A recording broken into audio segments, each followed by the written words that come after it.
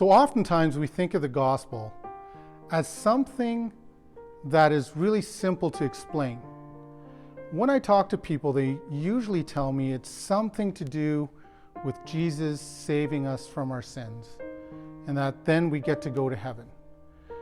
Sometimes it gets even a little more complex than that, and people will tell me about the way in which Jesus forgives us of our sins because of his death on a cross. This is all true. But I'm going to tell you that the gospel is probably more than you think it is.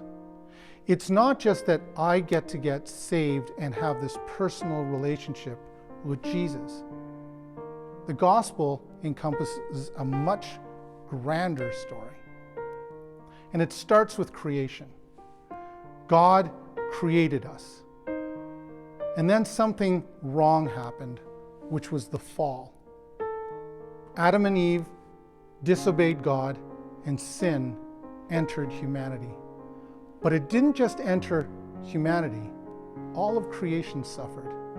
And then God enacted a plan of redemption. So the first two stages of the gospel story really have to include the story of creation, the story about the fall, and the story that God began to tell us through the Old Testament and into the New Testament about his plan of redemption. And finally, it comes to the ultimate moment of redemption when Jesus does die and pays that price so that all of humanity is saved.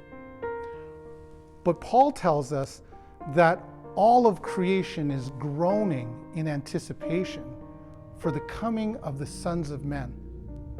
And this is key because God is also restoring all of his creation.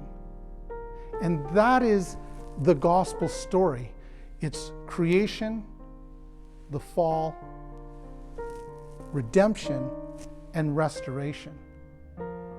But the neat part about this is that our personal stories get intertwined into this larger story, and that our stories actually come along in that redemption story, that we proclaim how Jesus has redeemed us and is restoring us. And that is really the full gospel story.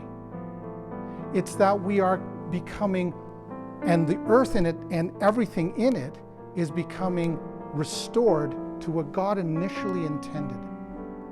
And that redemption is his plan for how to do that.